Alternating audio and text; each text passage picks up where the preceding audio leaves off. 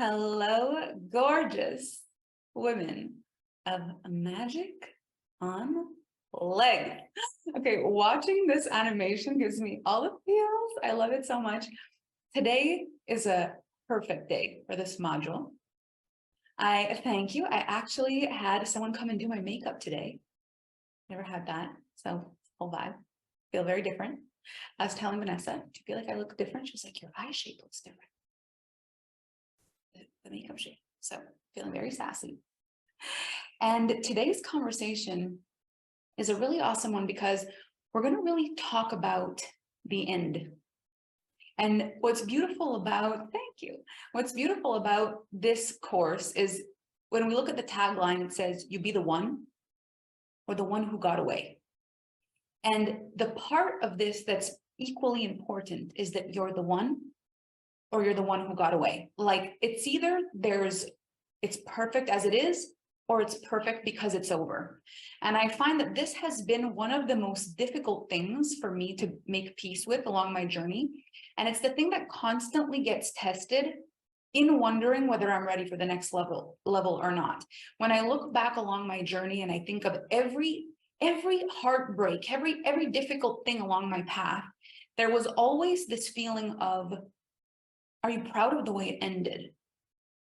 I realized that this has been a really big question for me that has changed the way I live my life.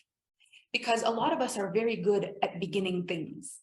We're really great at starting things off in the best energy, at kicking things off in the best way. But then when the energy starts to dwindle, or when we start to get frustrated, or when the energy starts to fall, or if it doesn't feel like we have that same hope for a perfect ending, if it doesn't look like it's going to end well, a lot of that empowerment, a lot of that sense of direction, a lot of that ability to lead ourselves, it crumbles at the end, at the finish line. And so when we look at relationships, we don't see so many conversations about failures in beginning. We talk more about failures at the end. We talk about it crumbled at the end, it broke at the end, it ended poorly. We hear that often. The whole thing ended poorly, it ended poorly, it ended poorly. And so one of the decisions that I made early on in my life is that I was really going to be very clear about endings on my part. That when I'm in a relationship with anyone, and this is for anything, whether it's in business, in romantic relationship, in friendship, if I'm going to have a relationship with somebody, I want to be the one. It's important for me that there's an experience of being my friend or my client or a business partner or an employee or a family member. That there's an experience of being in my life that feels like it's a good thing that I'm there. That's important to me. I don't take for granted the relationships in my life. I don't take for granted the clients. I don't take for granted my romantic relationship or my family, the close connection I have with my employees, my friends. Like, I don't take that for granted. It really is something that's landed. I don't just want to have the one. I want to be the one. And this is a fine line between people pleasing to be perfect versus deeply caring about another person's experience of a relationship. And that has been an interesting dynamic in teaching this work, where I felt a lot of people misinterpret the message and start to want to be perfect, which is so different than being the one. And so being the one in relationship means taking a lot of ownership and self-responsibility. It means really being willing to enter discussions and to not have things be final, or needing people to perform in a perfect way in order for them to be validated, loved, or seen by you. Like, there's a lot of space for people to mess up. There's a lot of space for people to be who they are, but you're clear about how much of a gift it is that you're part of this relationship. And you're not just saying it in a inflated ego way of like, do you know how lucky you are to have me? Like, it's not coming from this, you're so lucky energy. It's coming from, I know that I bring something extraordinary to this relationship because I'm conscious of it, because I care about it, because in this relationship, I care about my experience of us, and I care about your experience of us, and I care about our experience of us, and I care about the entire relationship, and I care about the ending. And this is a contemplative conversation that we're going to have today. And so you're going to see that through me speaking about these things, you may have all kinds of feelings. You might have these like emotions that come up that make you want to say, yeah, but what about relationships where I overgive? What about relationships where I'm not appreciated? Does this mean every relationship that didn't go well, it's because I was doing something wrong? There might be triggers, like you don't understand the kind of people that are in my life. You would not be able to be this way if you had this or that. You might feel called to go to all the relationships that broke down and didn't work out for you. You might feel called to rack your brain about all the ways that you did your best and it failed. And that happens. What's this? I'm getting a connection request. No. Okay. So when we're talking about the one, we're saying, I am present in this life. I am present in this relationship. I am responsible for my part. I'm the one. I'm the one that's going to show up or not. I'm the one who's going to be kind or not. I'm the one who's going to be forgiving or not. I'm the one that can impact this relationship in a beautiful way or a non-beautiful way. I'm the one that can create the energetics of flow or the energetics of pressure. I'm the one that can listen. I'm the one who can walk away. I'm the one. I matter in this relationship. But the only way that I am the one matters is also an understanding that the whole goal of this concept is that we all actually understand that I know I'm the one and that you know you're the one. If I know I'm the one and you don't know you're the one, it can create power dynamics in a relationship that don't work, because I know my importance and I know what I'm bringing to the table, and you aren't conscious of that for yourself. You're not putting an effort about that into it. And so it just feels like I'm better or I'm greater. Or the flip side, if I feel like I don't have a lot of confidence in me and you have a lot of confidence in you and you have a lot of intentionality in the relationship, but I don't have the power to hold that, it feels like you're better than me. And so in the dynamics of relationships, there are often strange energies, things that we get to learn from if we are willing to look and to contemplate. Often an indication that there's something to look at is a feeling inside that feels like, I don't like this. I don't like this because it's making me think about all the things that maybe I had either swept under the rug or I had made an excuse for, or I had been blaming someone for. And in this discussion, Melanie, it sounds like you're saying that I would have had more to do with what happened, and I don't like that. And I know, because I was that person. I think a lot of us misunderstand I am the one because we see it more like I'm the one that gives you everything. I am the one who goes beyond what's comfortable for me to make you happy. I have given you everything. I have done everything. I have tried everything. And that is not I'm the one energy. I am the one energy is I take care of me. I do the work on me. I am a happy person. And when things are difficult for me, I get the support that I need. I trust in the universe. I have compassion. I have forgiveness in my heart. I am open. I'm open to discuss. I'm open to heal. I'm open to talk. I'm open for longevity. I'm open. I'm here. I am doing everything in order to be the one. Instead of I give you, I do for you, I overextend for you. Can you feel the difference a little bit in the energies of these two things, and how someone could very easily imagine that what I am the one or the one who got away means is that as long as you're willing to be perfect, you might be the one. And if you do everything and you're perfect and they don't like it, then you're the one who got away and it doesn't matter. It would be easy to fall into that mind trap. But I want to bring a much bigger conversation.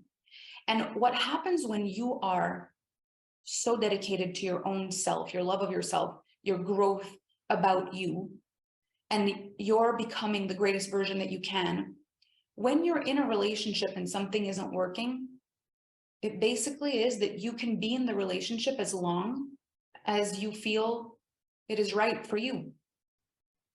There's nothing for you to fix. There's nothing for you to overgive. There's so much compassion. There's a willingness to discuss. There's a willingness to hear. There's a lot of emotional intelligence. If a person is short-tempered and they say things not properly, you're able to breathe and say, I know this is hard. I've been through this journey for myself. I hear you. You're willing to have compassion. And on the day where it feels like, and now I'm the one who got away, you also walk away in a way that doesn't harm. You don't walk away with a need to hurt.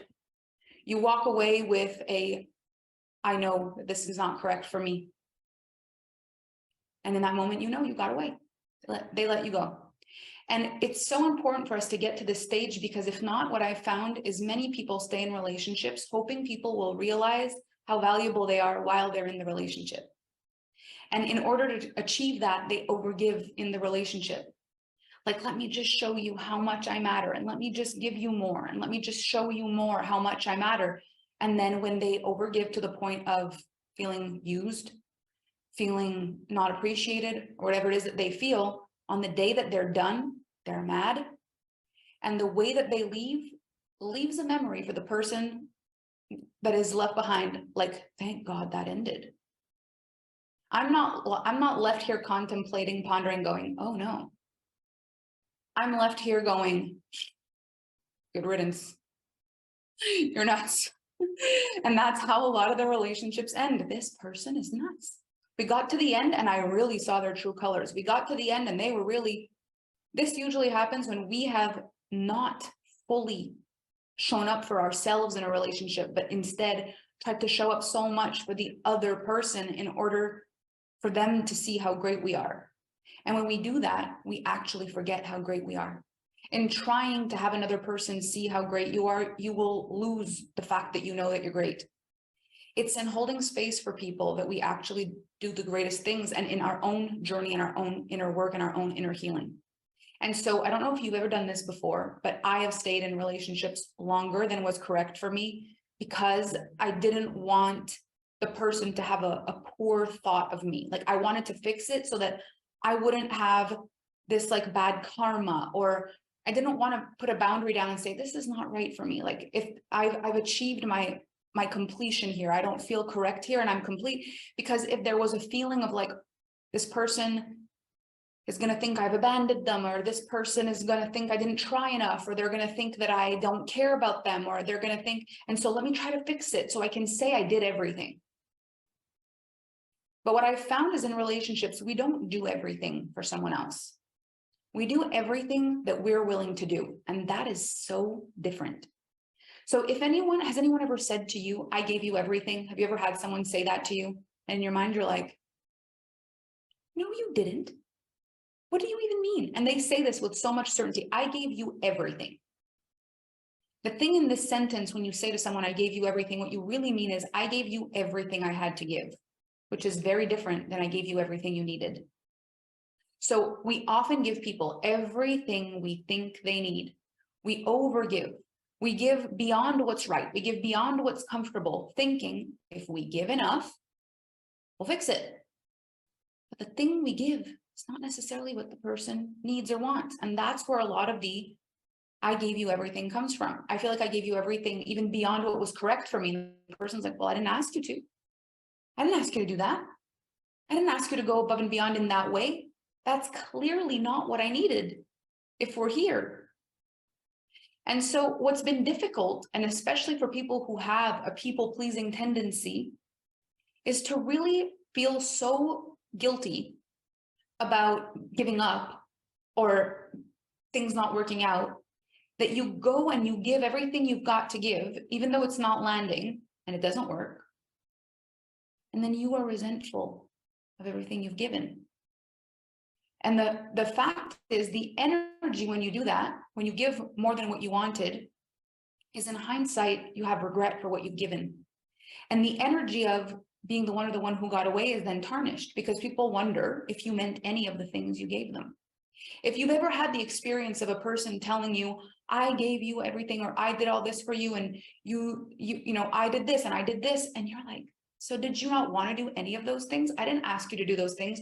You might notice that in your body, you feel like, I wish you hadn't done it.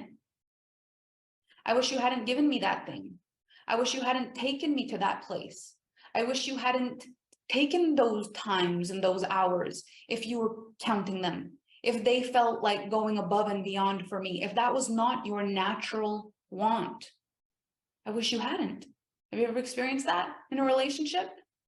It's like, I never asked you to do that. And then the flip side, we have the same experience sometimes, telling people, I give you everything. And they're like, well, I didn't ask you to. Like, So the art of being the one or the one who got away comes with a lot of faith and trust that relationships are meant to be fluid. That as long as we're working on ourselves, really, there's going to be peace in our lives if we're doing it for the right reasons. So if you're doing personal development so that you can get a relationship, if you're learning about relationship dynamics so you can have more friends, if you're learning about, impact and influence so that you can get more clients, there will always be this feeling of, I did it for a result.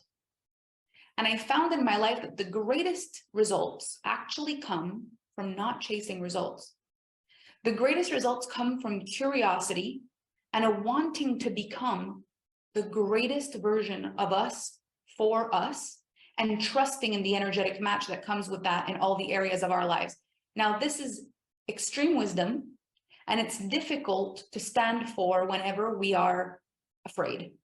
So whenever we feel fear, this is harder to conceptualize. So when you're afraid of losing someone, you might go into like over giving just to try to fix it, even though you know all these things. Or you're afraid of losing someone, you pull the plug on them before they can because you're afraid of pain and you forget all these things. Even though I will have shared them with you, you will have days sometimes where you're like, well, you don't care about me? Fine, then go. I'm just going to be the one who got away. I'm the one. You don't know that? You don't get it? You this? I'm the one who got away. It's not the energy of the one who got away. There has to be a detachment from time. It needs to be, if I'm the one, we will find our way back because I trust. And if we do not find our way back, it will not be because I wasn't here.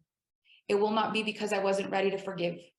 It will not be because I was not capable of love. It will not be because, it'll be because I was the one who got away. I could have been the one. I was the one who got away. And there's so much peace in that. And what we let go of in those moments is the trying desperately to fix. Now, what I am not suggesting is that we stop taking a stand for relationships, because I do think that that is one of the things that's actually quite missing in today's world, is a strong stand for people to work through things, to take space and time. Right now, there's a lot of immediate gratification in relationships. It feels like if we don't fix this today, it's over. If you don't choose me today, we're done. If you don't know for sure that it's me now, then you don't know. If you're not willing to forgive me, I need to walk away. If you're not capable of having this discussion with me tonight, then we're done. If you can't do this now, it's over. And that, I think, is one of the big issues in relationships, because actually space and time for certain people is everything they need. I know for me, whenever there's pressure, any kind of forcing of a timeline, I run the other direction, because it feels like